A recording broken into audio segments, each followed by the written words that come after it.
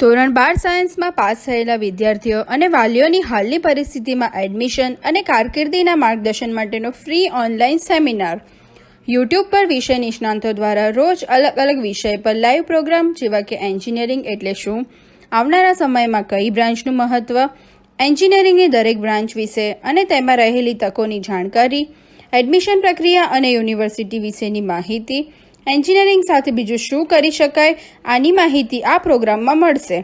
આ ફ્રી પ્રોગ્રામમાં ભાગ લેવા આપેલા નંબર પર વોટ્સઅપ કે SMS દ્વારા કોન્ટેક્ટ કરો અને નીચે જણાવેલી લિંક ઉપર રજિસ્ટ્રેશન કરાવો.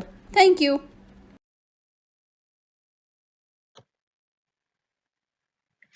Welcome, dear students, parents and viewers. On behalf of Sri Swaminarayan Institute of Technology, Bhat, Gandhinagar, I invite to all of you in the webinars for engineering awareness. दोस्तों, पहले episode जिसका title था what is engineering and its future scope, वो जो part 1 आपने देखा, उसमें हमने पहले शुरुआत की कि मानव जीवन समाज जीवन में सबसे पहला कौन सा इंजीनियरिंग डिवाइस का आविष्कार हुआ, और उसको बोलते हैं पुली, एक छोटा सा व्हील जो कुएं में पानी निकालने से लेकर लिफ्ट तक और बड़े इंस्ट्रूमेंट, ऑटोमोबाइल, हर एक क्षेत्र में समय के हिसाब से स्वरूप चेंज करके आगे और आगे डेवलपमेंट होता रहा. फिर हमने देखा कि सुबह से लेके शाम तक, घर से लेके मार्केट तक, रोड ट्रांसपोर्टेशन, सभी जगह नए नए इंजीनियरिंग डिवाइसेस जो आविष्कार हुआ, उसी से हमारा जीवन सरल हुआ. यानी कि role of engineering in daily life such that we can't believe our life without engineering. अगर इतना ही इंजीनियरिंग का महत्व है तो हमें इंजीनियरिंग में ही लेना चाहिए, क्योंकि उसका स्कोप बहुत ज्यादा है. आपने देखा मेडिकल फील्ड हो, डिफेंस हो, लॉ फील्ड हो, या आज का पूरा समाज विश्व का हर एक फील्ड में, इंटरनेट से लेके इंस्ट्रूमेंट तक, सभी में इंजीनियरिंग चीजों का उपयोग होता है. फिर हमने शुरू किया कि कौन सा ब्रांच इंजीनियरिंग में अवेलेबल है और उसमें क्या स्कोप है. तो इंजीनियरिंग ब्रांच को जानने से पहले हमने कोर ब्रांच से स्टार्ट किया. कोर ब्रांच को ओवरऑल टाइम ग्रीन ब्रांच भी बोल सकते हैं, क्योंकि हर एक इंडस्ट्री चेंजेस के अंदर इन ब्रांचों का महत्व रहता है. समय के हिसाब से उसके अंदर अलग अलग फील्ड का आविष्कार हुआ. तो पहली ब्रांच थी मैकेनिकल इंजीनियर, जो पुलिस से लेके बहुत बड़ी फैक्ट्रीज, अभी जो भी इंस्ट्रूमेंट आप देख रहे हो, छोटा से लेके बड़ा, जो मैकेनिकल डिवाइस बोल सकते हो उसको. और आज के समय में अभी जो रिसेंटली इमर्जिंग एरिया जैसे 3D प्रिंटिंग एंड रोबोटिक्स, ये भी एक मैकेनिकल ब्रांच की ही देन है. इन मैकेनिकल साधनों को चलाने के लिए जो एनर्जी सप्लाई देता है उसको बोलते हैं electrical engineering. Electrical engineer power जहां से जनरेट होता है, वो पावर स्टेशन से लेके अपने घर में जो प्लग में बिजली आती है वहां तक ट्रांसमिटेशन में काम हेल्पफुल है. उसके बाद हमारे घर के जो सुख सुविधा के साधन है, एसी, फैन, फ्रिज, ओवन, उसमें भी इलेक्ट्रिकल इंजीनियरिंग का योगदान है. और आप तो जानते हो कि भारत में अभी सोलर एनर्जी का बहुत बड़ा अभियान चल रहा है, और रूफटॉप योजना के माध्यम से कई लोगों ने सोलर एनर्जी को उपयोग में लेना शुरू किया है. तो आप सोचिए कि कुछ सालों के बाद यही सोलर प्लेट्स, सोलर सिस्टम, उसको सर्विस और इंस्टॉलेशन के लिए कितने बड़े इलेक्ट्रिकल इंजीनियर की फौज की जरूरत रहेगी. और फैक्ट्रीज में भी इलेक्ट्रिकल पैनल के सिवा पूरी फैक्ट्री चलाना मुश्किल है, कोई भी औद्योगिक एकम हो. उसके बाद हमने देखा कि हमारे घर से लेके हाई राइज बिल्डिंग तक रोड ट्रांसपोर्टेशन, फ्लाईओवर, ब्रिज, सभी में सिविल इंजीनियरिंग का बहुत बड़ा योगदान है। अगर हमें सरल जीवन दिया है तो वो सिविल इंजीनियरिंग जिन्होंने हमें कुदरती आपदा के सामने रक्षण के लिए एक कंक्रीट का स्ट्रक्चर दिया। आज जब हम डेवलपमेंट सिटी की बात करते हैं तो वही डेवलपमेंट सिटी के अंदर civil engineering is a best option.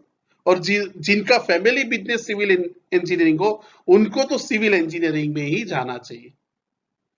आज इस पार्ट में हम डिस्कस करेंगे कि समय के हिसाब से इन कोर ब्रांचों का अलग अलग ब्रांच में कैसे परिवर्तन हुआ और उस सभी ब्रांचों का स्कोप के बारे में भी बात करेंगे, जैसे कि computer engineering, information and technology, electronics and communication, instrument and control, textile, plastic, rubber, automobile आदि ब्रांचों के बारे में आज हम जानेंगे।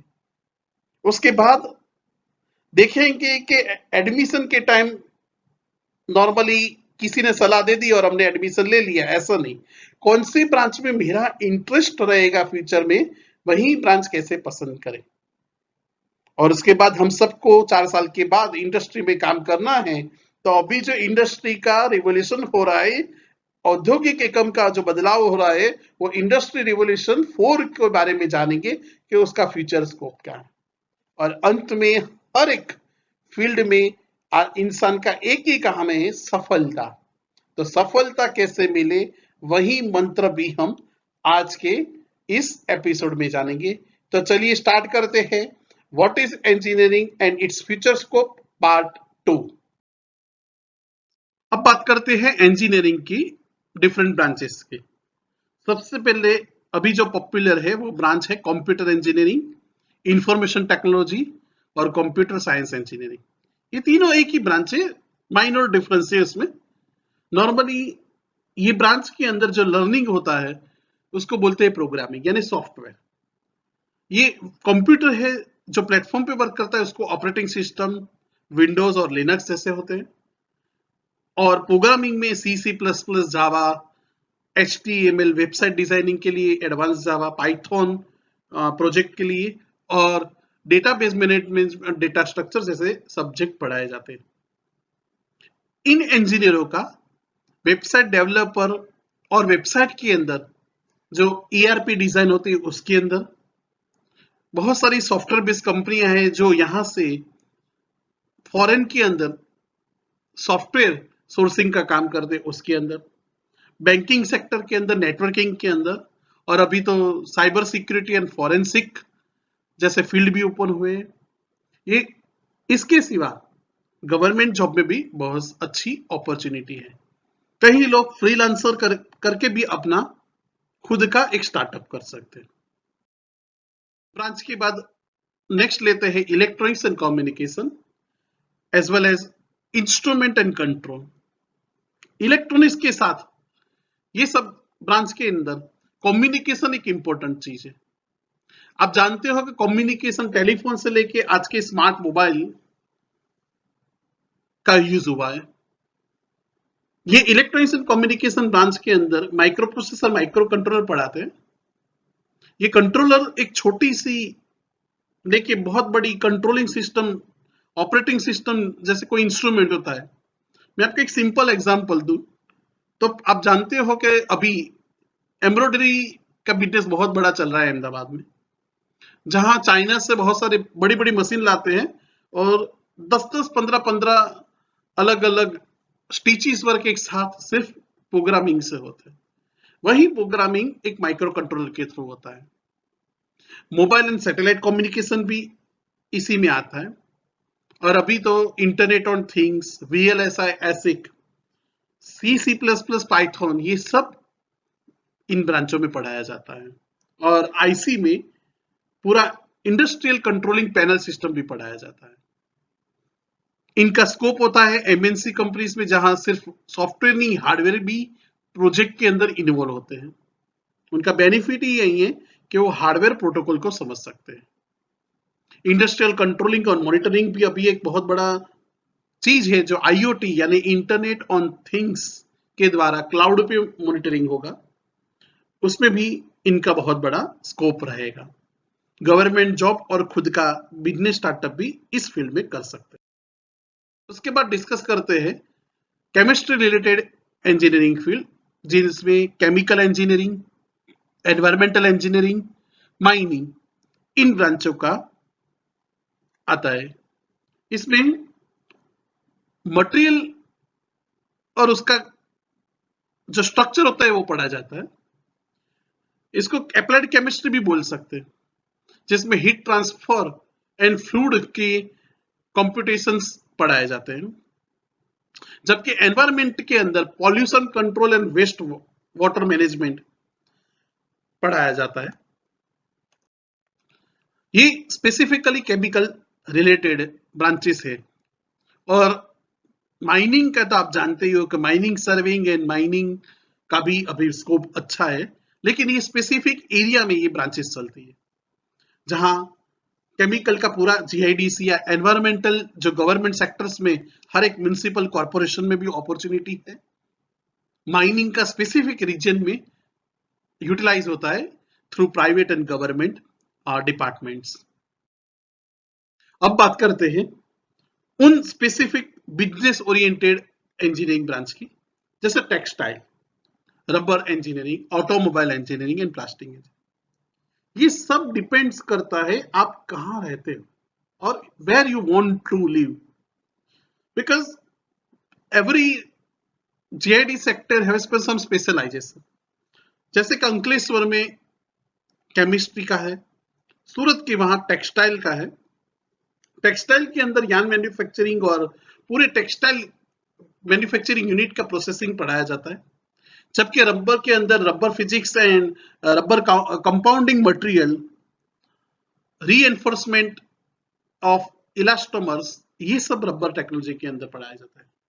जबकि प्लास्टिक इंजीनियरिंग के अंदर मोल्डिंग एंड मोल्ड टेक्नोलॉजी को पढ़ाया जाता है। कि प्लास्टिक की बहुत सारी स्टार्टअप कंपनियां वटवा जीआईडीसी में भी है, और वहां बहुत सारे plastic components, plastic devices manufacturing होते हैं।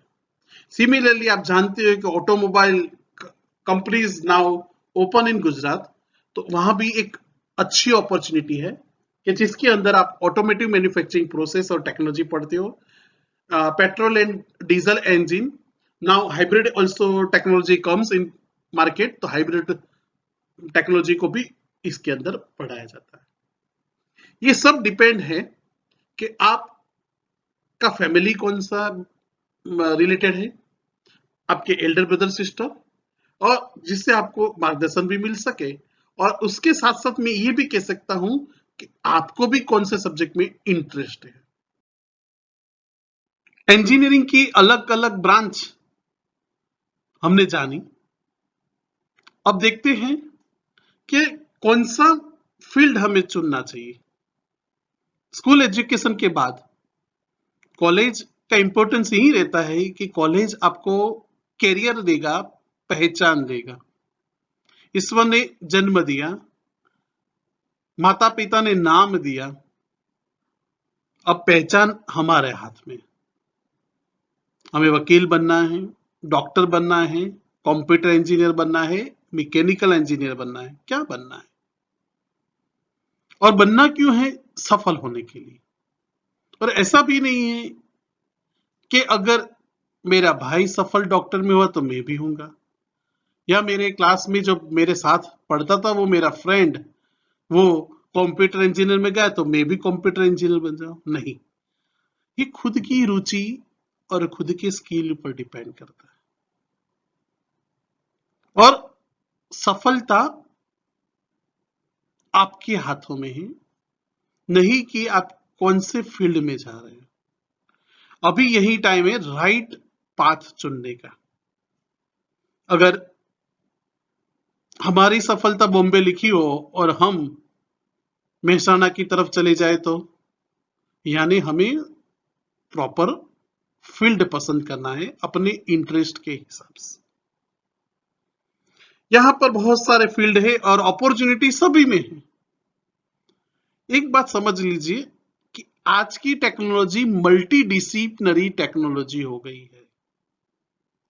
हर एक ब्रांच, हर एक फील्ड, वकीलात हो न तो भी कंप्यूटर का नॉलेज चाहिए, डॉक्टर को भी कंप्यूटर का नॉलेज चाहिए, और हर एक इंजीनियर में भी कंप्यूटर का नॉलेज चाहिए।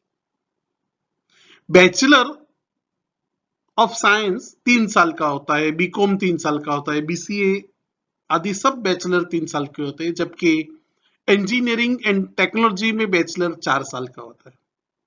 आपको एक बात ये भी बताता हूँ कि फॉरेन में, यानी अमेरिका, ऑस्ट्रेलिया, कनाडा, आप जानते हो, तो वहां मास्टर डिग्री के लिए 4 साल का बैचलर होना जरूरी है। अदरवाइज वहां मोर क्रेडिट सब्जेक्ट क्लियर करने पड़ते हैं, जिसको टाइम कंज्यूमिंग बोल सकते हैं। एक बार अपने इंटरेस्ट के फील्ड में एडमिशन लेके कैरियर बनाने के बाद शुरुआत होती है अपना फ्यूचर बनाने की। हर एक फील्ड में अपना बेस्ट एफर्ट लगाने से सक्सेस मिलती है, लेकिन फ्यूचर स्कोप के लिए हमें चल रहे समाज में परिवर्तन को भी ध्यान में रखना पड़ता है।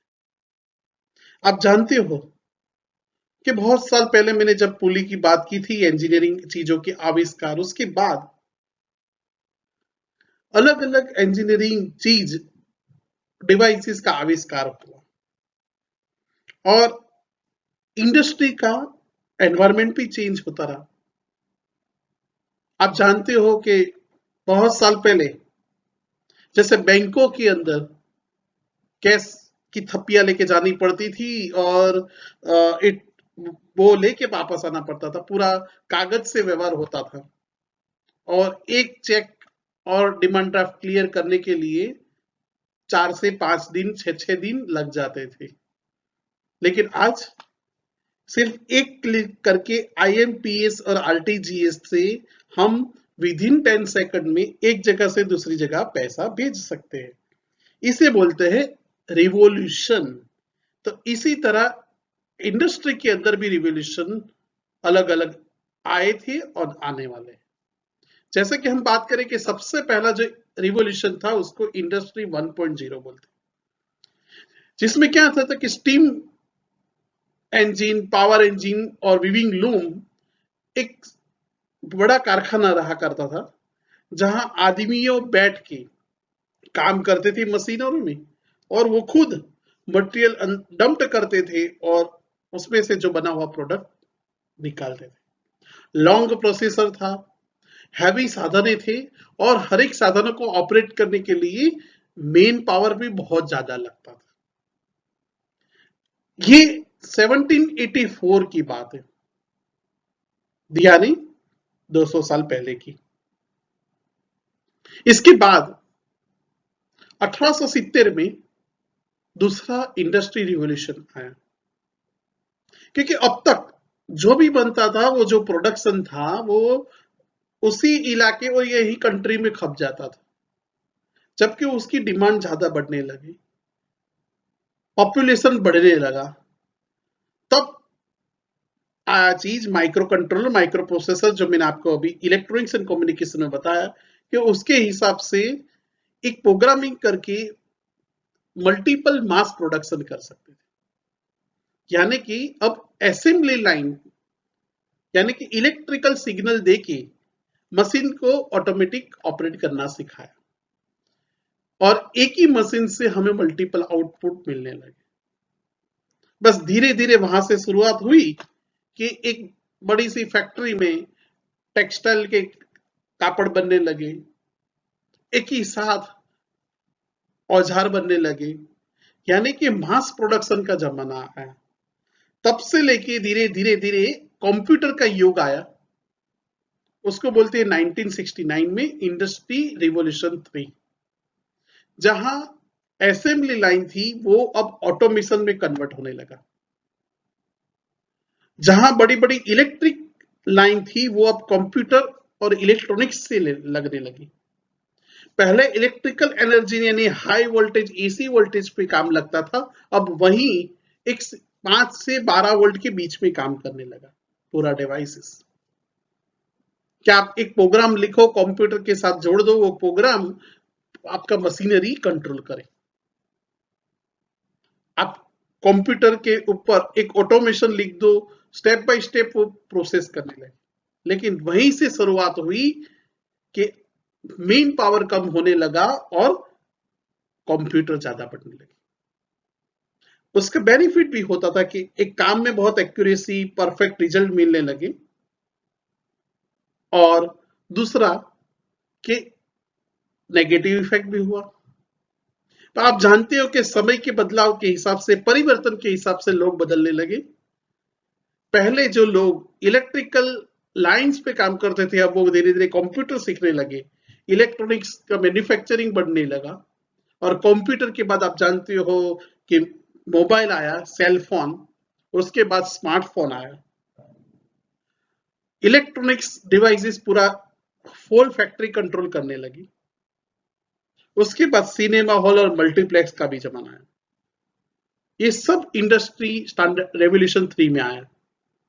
अभी आप जब एडमिशन लोगे और अभी जो चल रहा है चेंजेस, ये कोई चेंजेस होता है ना जो, वो रातों रात नहीं होता। ये जो चेंज निकलता है वो दुनिया में स्प्रेड होते होते 5 से 10 साल लग जाते हैं।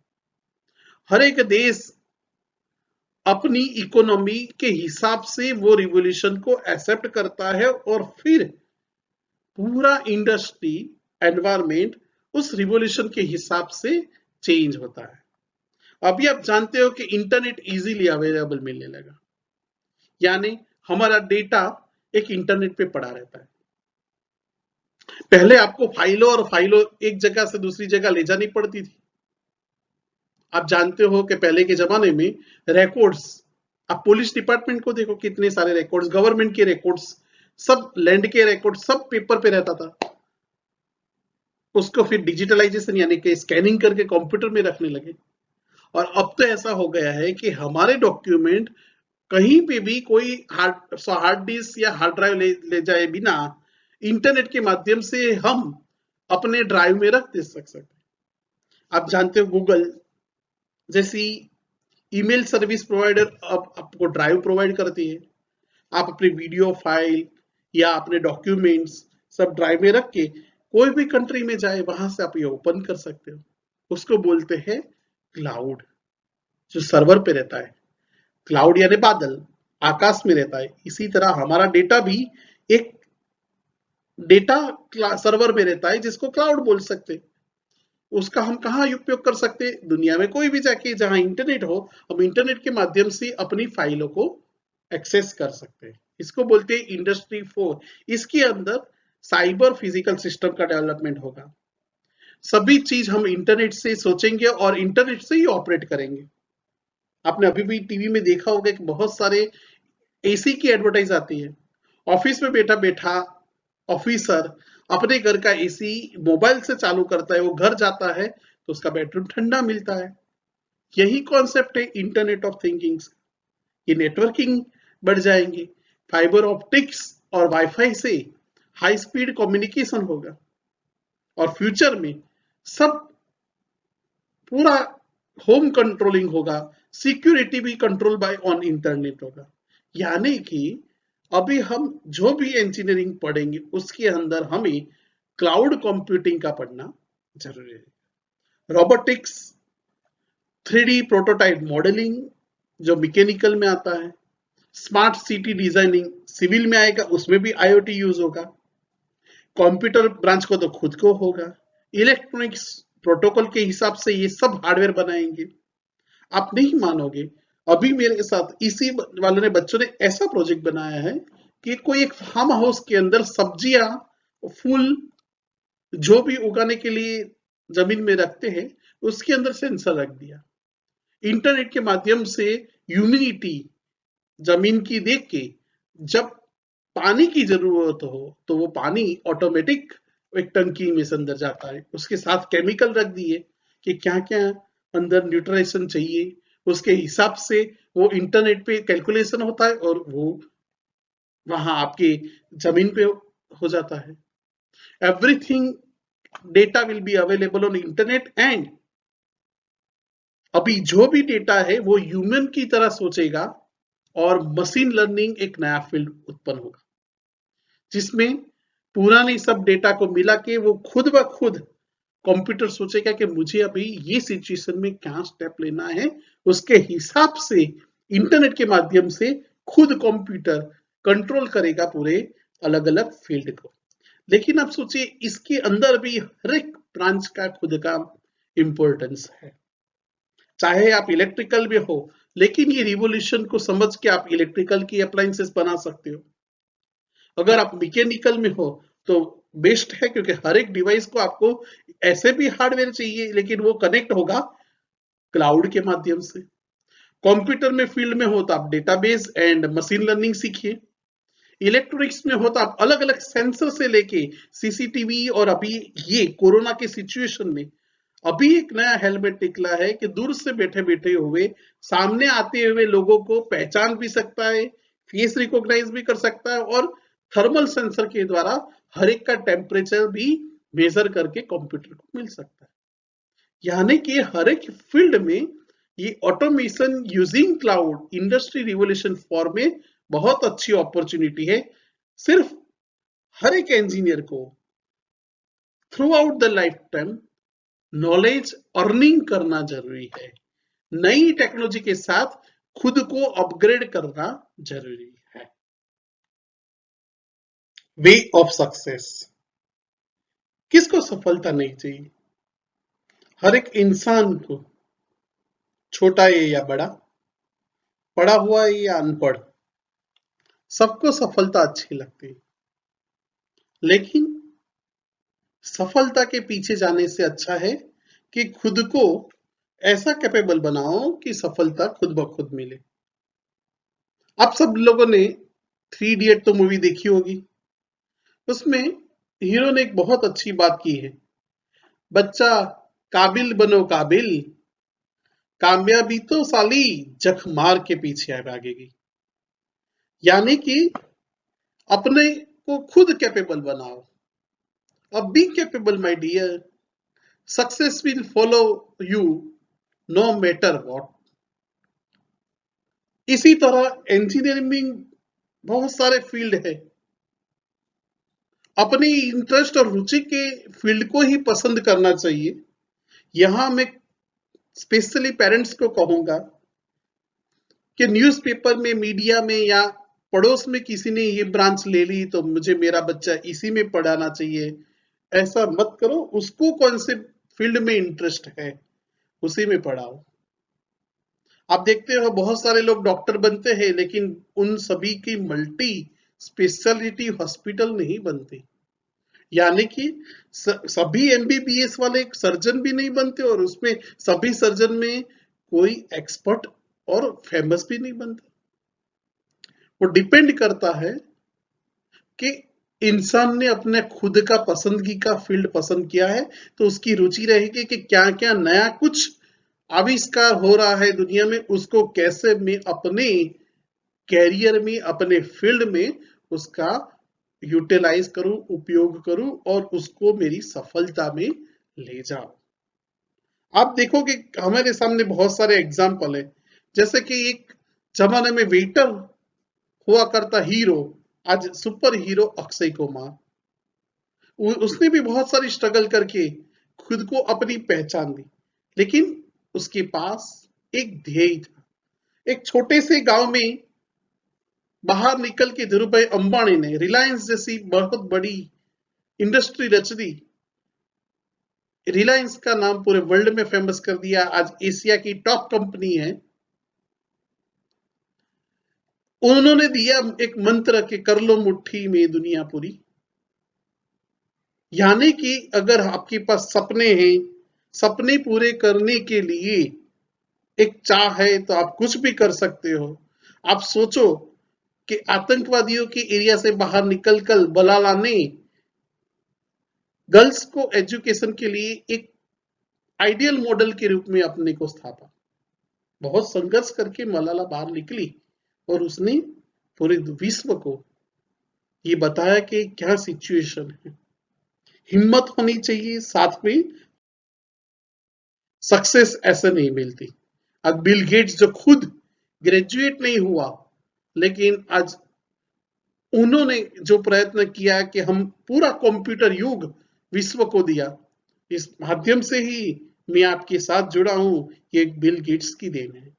इसी तरह आप जानते हो missile man Abdul Kalam south India के एक छोटे से गांव में से निकलकर प्रेसिडेंट की पोस्ट, उनका खुद का जीवन हमारे लिए एक मंत्र है।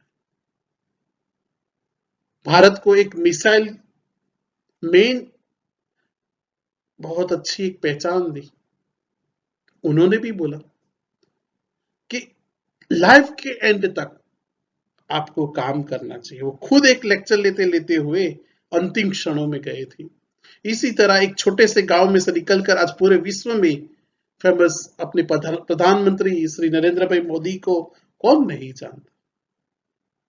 संघर्ष के साथ आपका विश्वास और आपका इंटरेस्ट, ये होने से आप हर एक फील्ड में आगे आ सकते हैं।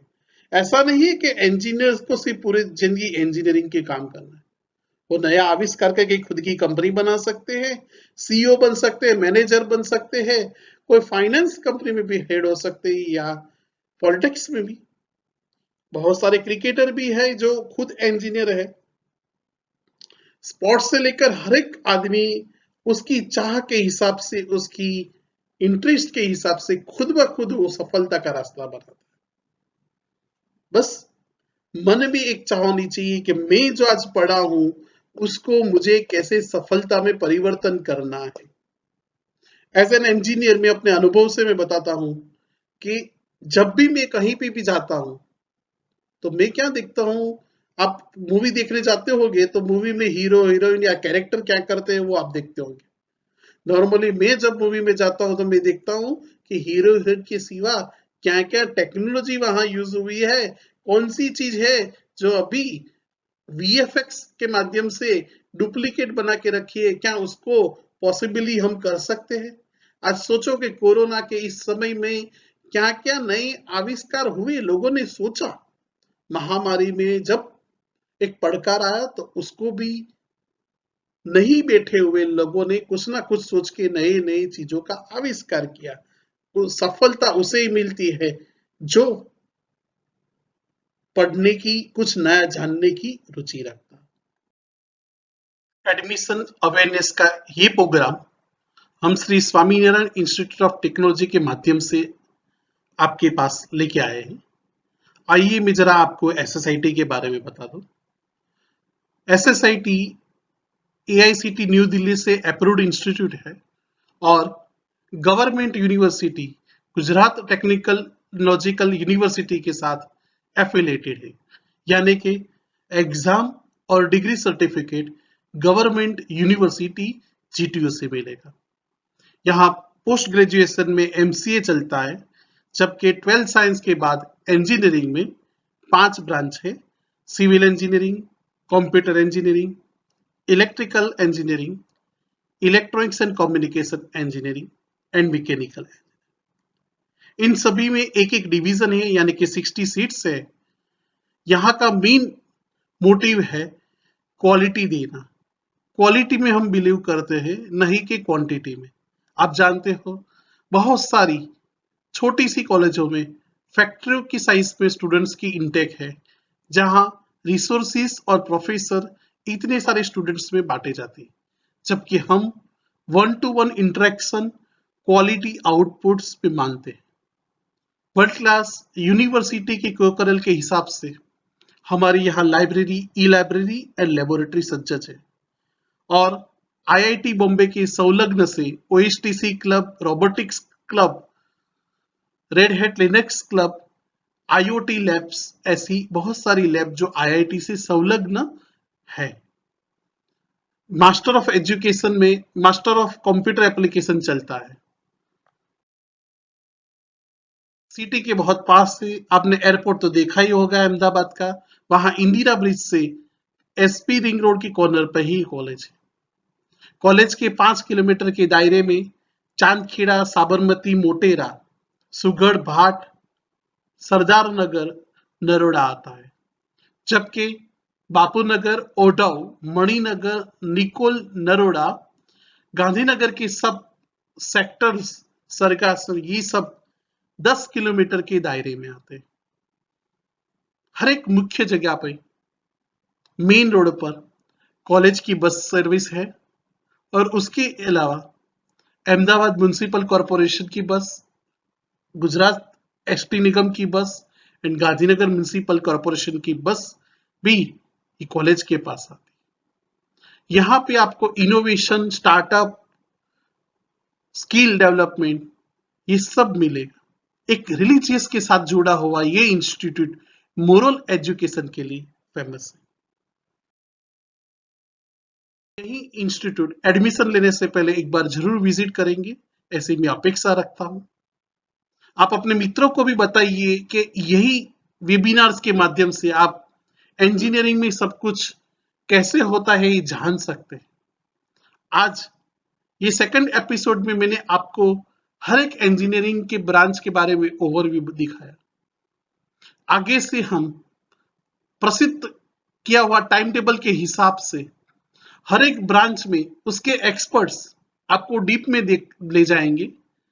जैसे कि मैकेनिकल में क्या होता है, कैसे स्किल डेवलप करते हैं, इसी तरह सभी ब्रांचों में यहाँ टाइम टेबल दिया गया है। उसके हिसाब से आपको हर एक सेमिनार अटेंड करने की मैं आपको एक सलाह देता हूं।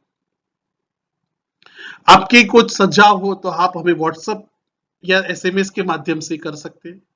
आपको एडमिशन तक कुछ भी क्वेरी हो तो आप हमारी वेबसाइट, ये व्हाट्सएप या एसएमएस के द्वारा आप पूछ सकते हैं। मैं धर्मेश वंड्रा, डायरेक्टर ऑफ एसएसआईटी, मैंने आपको ये 2 एपिसोडों में इंजीनियरिंग के बारे में बताया। आप जो उम्मीद रखते थे ऐसा ही मैंने आज आपको कुछ बताया होगा। ये सेमिनार का माध्यम हमने हिंदी भाषा में इसलिए रखा हुआ है कि हिंदी मीडियम, इंग्लिश स्ट्रीम के स्टूडेंट्स, गुजराती माध्यम न विद्यार्थियों, तीनों के लिए एक कॉमन भाषा है। मैं आशा रखता हूं कि आपको ये एपिसोड आपके लाइफ में, आपके कैरियर में उपयोगी रहेगा।